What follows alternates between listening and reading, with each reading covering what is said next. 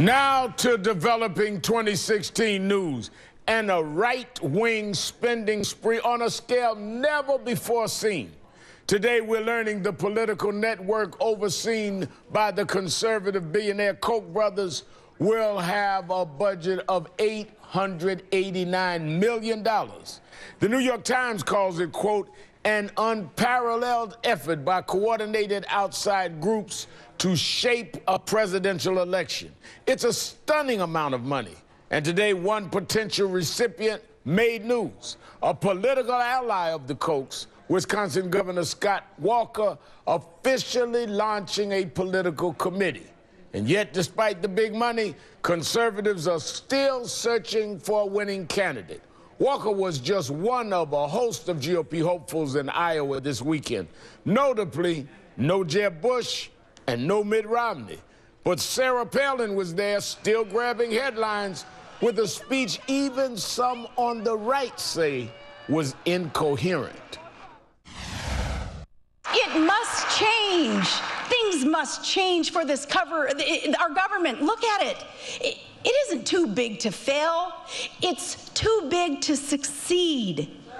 It's too big to succeed so we can afford no retreads, or nothing will change with the same people and same policies that got us into the status quo, another Latin word, status quo, and it stands for, man, the middle class, everyday Americans are really getting taken for a ride.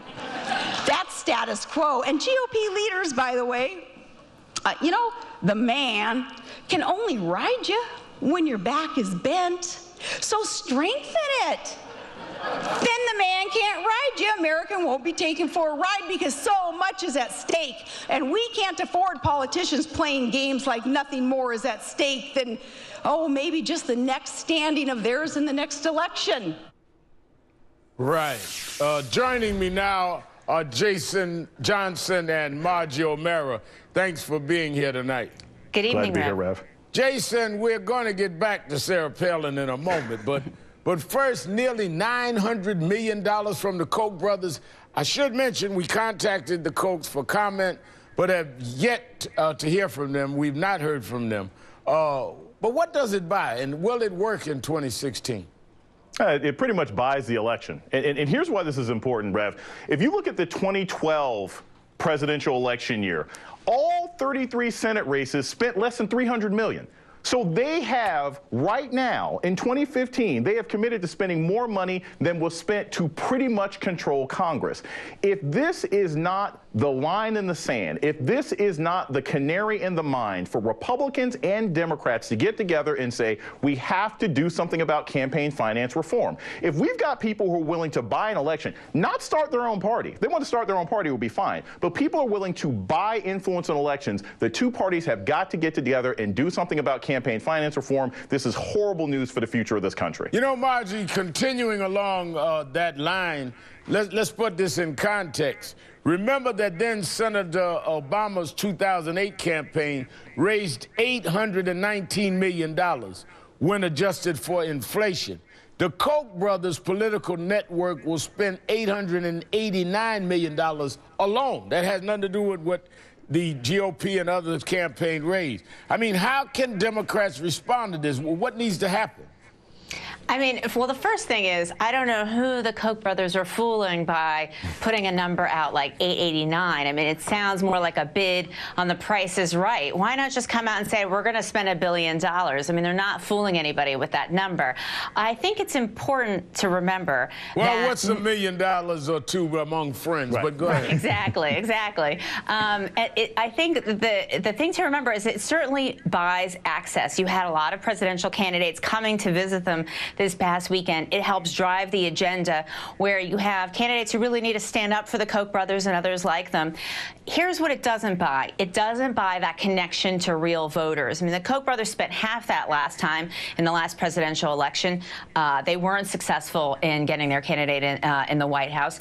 It can't replace having a candidate who actually can connect with people. And actually, it may, in fact, do the opposite when you have candidates who are going to try to reach out to the average Koch brother rather than to the average voter. You know, that's a good point, Jason, because Democrats got out and knocked on doors and did a lot of grassroots organizing. I mentioned Governor Scott Walker. He formed a political committee. Remember in 2011, a blogger pretended to be David Koch and called Walker, who infamously bought into it. They talked about meeting Democratic leaders amid protests over Walker's anti-union proposal. Listen to this. My sense is, hell, I'll talk. If they want to yell at me for an hour, you know, I'm used to that. I can deal with that, but I'm not negotiating. Bring a baseball bat. That's what I do. I have one in my office. You'll be happy with that. I got a slugger with my name on it. Beautiful. And of course, that really wasn't David Koch, but Walker bought into it.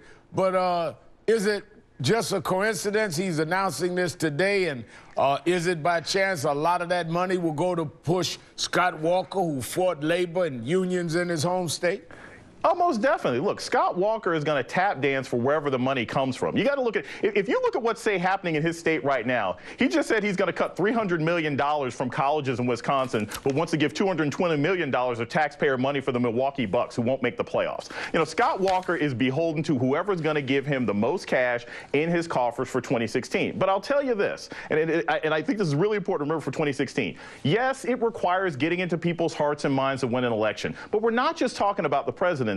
The Koch brothers can essentially buy state legislatures. They can buy Kansas. They can buy Iowa. They can buy Minnesota with this level of money. So it doesn't necessarily matter if all of this money goes into 2016 at the top of the ticket. But the problem is that it is legal, Jason. But I want to turn back to Sarah Palin, Marge, before we run out of time. The conservative Washington Examiner reports that her Iowa speech alarmed some in the GOP. Quote, as 2016 race begins, GOP faces its Palin problem. And here's what Nicole Wallace, who worked on the McCain-Palin campaign, said about that Iowa speech when she was on Letterman last night. Nicole Wallace. And she gave a speech this weekend in Iowa where, again, on full display were all the gaps in her knowledge. And that's what became obvious, not just to the public, but to us. And that was sort of chilling. I mean, will Sarah Palin be a problem for the GOP in 2016 if she continues to play a prominent public role, Margie?